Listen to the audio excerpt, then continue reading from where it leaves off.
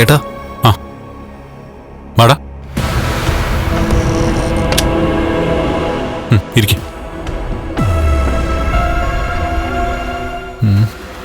ആ എന്താടാ? അത് പിന്നെ കണ്ണേട്ടന്റെ കാറിൽ ഒരു ലോറി തട്ടിയായിരുന്നല്ലോ. അതെ, ആ ലോറി പോലീസുകാർ ഐഡന്റിഫൈ ചെയ്തിട്ടുണ്ട്. എന്നെ വിളിച്ചിരുന്നു. അത് കരുണയുടെ അച്ഛന്റെ ലോറിയാ. ഓ, നിന്റെ അമ്മായിച്ചന്റെ ലോറിയോ? ആ അതെ. അതുകൊണ്ട് അമ്മാവൻ കേസിലാന്ന് പറഞ്ഞിട്ടുണ്ട്. അതുപോലെ തന്നെ മേഘേട്ടനും.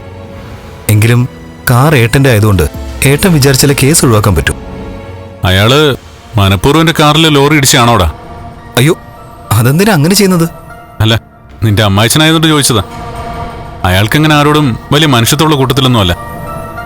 എന്തും ചെയ്യാൻ മടിക്കാത്ത മനസ്സുള്ള ആളാ അത്.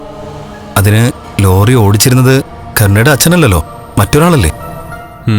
ഞാൻ വെറുതെ പറഞ്ഞേ ഉള്ളൂ. ആഹാ, ഉണ്ണി എത്തിയോ? തന്നെ വെറുക്കുന്ന തന്റെ രണ്ടാനച്ഛനെ ഒരു കേസിൽ നിന്ന് രക്ഷപ്പെടുത്തണോന്ന് പറയാൻ വേണ്ടി വന്നതാ. അയ്യോ, എന്തുപറ്റി അച്ഛന്? അന്നെന്റെ കാറിലൊരു ലോറി കൊണ്ടൊന്നും തട്ടിച്ചില്ലേ? അതിവന്റെ അമ്മായിച്ചന്റെ ലോറിയാണെന്ന്.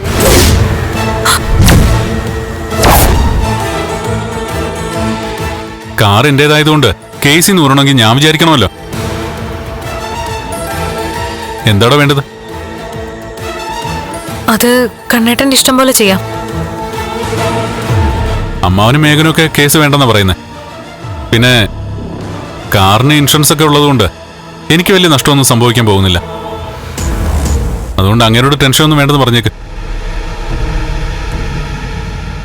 പിന്നെ വണ്ടി ഓടിച്ച് പരിചയമുള്ള ഒരു ഡ്രൈവറെ വെക്കാൻ അങ്ങേരോട് നീ ഒന്ന് പറയണം.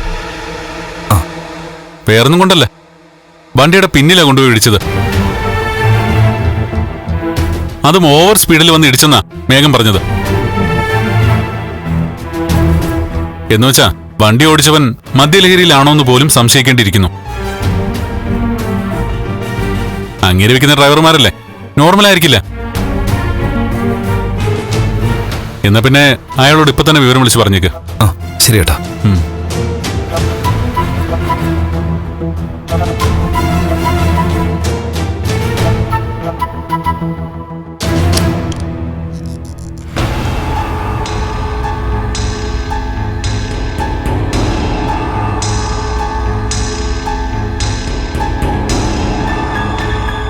താനെന്തോടെ ആലോചിക്കുന്നേ? വേറൊന്നുമല്ല കണ്ണേട്ടാ, അന്ന് കാറിനകത്ത് മേഘേട്ടന്റെ സ്ഥാനത്ത് കണ്ണേട്ടനായിരുന്നെങ്കിൽ ഉറപ്പായിട്ടും കണ്ണേട്ടന് എന്തേലും സംഭവിച്ചേനെ. അതുറപ്പല്ലേ? അതിനെപ്പറ്റി തന്നെയാ ഞാൻ ആലോചിച്ചുകൊണ്ടിരുന്നത്. എന്റെ മഹി, അന്നത്തെ ആക്സിഡന്റിന് ശേഷം പല ജ്യോത്സ്യന്മാരും എന്നോട് പറഞ്ഞിട്ടുണ്ട് ആ ദശാസന്ധിയോടെ എന്റെ ആപത്തെല്ലാം ഒഴിഞ്ഞു പോയെന്ന്. ആ അപകടത്തോടെ എനിക്ക് ആരോഗ്യ പ്രശ്നങ്ങൾ ഒരുപാട് ഉണ്ടായിട്ടുണ്ട്. പരസഹായം ഇല്ലാതെ എനിക്ക് ജീവിക്കാൻ പറ്റാത്ത അവസ്ഥ ഉണ്ടായിട്ടുണ്ട്. എങ്കിലും എന്റെ ആയുസിന് വലിയ കുഴപ്പമൊന്നും സംഭവിച്ചില്ല. ഇനിയിപ്പോ അതിനുവേണ്ടി പ്രാർത്ഥിക്കാൻ തന്നെ പോലെ ഒരാൾ കൂടെ ഉണ്ടല്ലോ. അതുകൊണ്ട് അരികിലേക്ക് വരുന്ന അപകടങ്ങളൊക്കെ താനേ ഒഴിഞ്ഞു വെക്കോളും. എനിക്കൊന്ന് വീട് വരെ പോണം കണ്ണേട്ടാ. എന്തിന്? അല്ല, കണ്ണേട്ടൻ പറഞ്ഞ പോലെ കണ്ണി കണ്ട ആൾക്കാരെ ഒന്നും ലോറി ഡ്രൈവറായിട്ട് വെക്കണ്ടെന്നൊന്ന് പറയണം. 1 രൂപ ലാഭം കിട്ടുമെങ്കിൽ പണത്തിന്റെ മൂല്യം മാത്രമേ അച്ഛൻ നോക്കത്തുള്ളൂ. വണ്ടി ഓടിക്കുന്ന ആളുടെ കഴിവൊന്നും നോക്കത്തില്ല. വെറുതെ എന്തിനാ അയാളോട് വഴക്കിടാനായിട്ട് പോകുന്നേ? അച്ഛനും മുത്തശ്ശിയും കരുണയൊക്കെ പറയുന്നത് എനിക്കൊരു പ്രശ്നമല്ല കണ്ണേട്ടാ.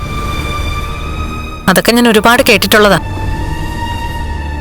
എങ്കിലും വളരെ ബോൾഡായി സംസാരിക്കുന്ന, മുഖത്ത് നോക്കി സംസാരിക്കുന്ന മഹാലക്ഷ്മിയെ അവരാരും കണ്ടിട്ടില്ല. ചില നേരത്തെങ്കിലും അത് വേണം കണ്ണേട്ടാ, പ്രത്യേകിച്ചും ഇത്തരം സന്ദർഭങ്ങളിൽ.